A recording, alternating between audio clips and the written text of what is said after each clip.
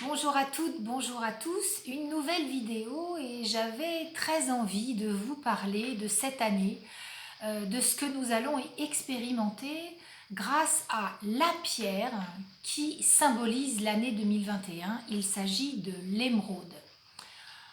En numérologie, si on additionne le 2 plus le 2 plus le 1 de 2021, on obtient le 5. Et le 5, le chiffre 5 correspond en lithothérapie à cette magnifique pierre précieuse verte qui est liée au quatrième chakra, celui du cœur. L'émeraude, c'est une pierre d'apprentissage et de guérison. Voilà deux des mots-clés liés à 2021. Alors, que nous apprend-elle ? Eh bien, cette année, nous allons devoir d'abord, première priorité, exprimer qui nous sommes, réellement, véritablement. Exprimer qui l'on est vraiment, c'est reconnaître, j'allais dire, ces deux bouts. C'est-à-dire la lumière qui est en nous, à savoir nos qualités, et puis notre ombre, l'ombre en soi, à savoir nos défauts, nos manques, nos excès, pourquoi pas, nos actions passées, nos actes passés, nos pensées. Il s'agit ici de ne pas se juger, en fait, de ne pas faire d'auto-jugement, mais plutôt de les accueillir avec le cœur. Donc c'est accepter l'ombre qui est en soi comme une partie finalement intégrante, indissociable de la femme ou de l'homme que l'on est.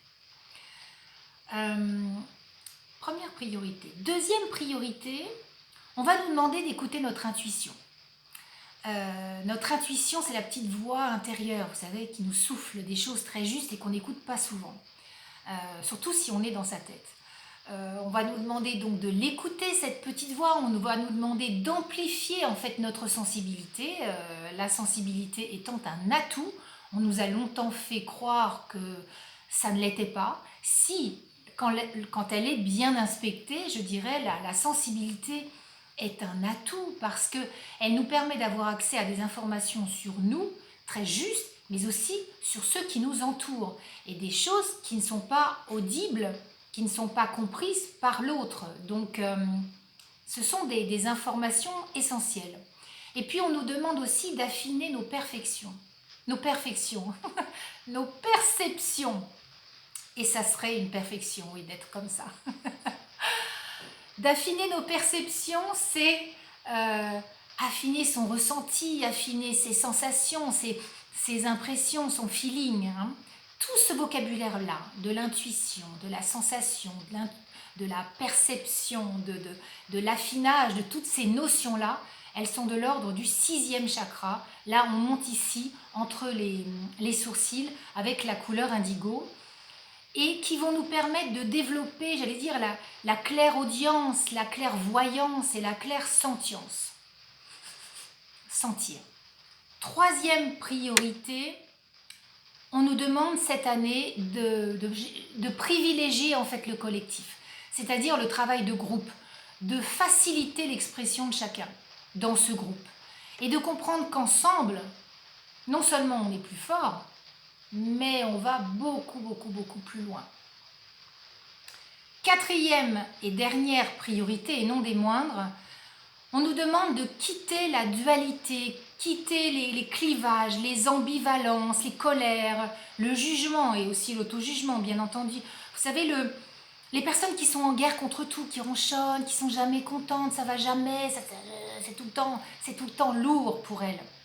Là, on nous dit, stop à tout ça, tu as déjà donné, maintenant tu vas expérimenter autre chose, l'opposé, le beau, l'amour inconditionnel. Alors l'amour inconditionnel, j'en ai souvent parlé dans des vidéos précédentes, il ne s'agit pas de l'amour-passion, non.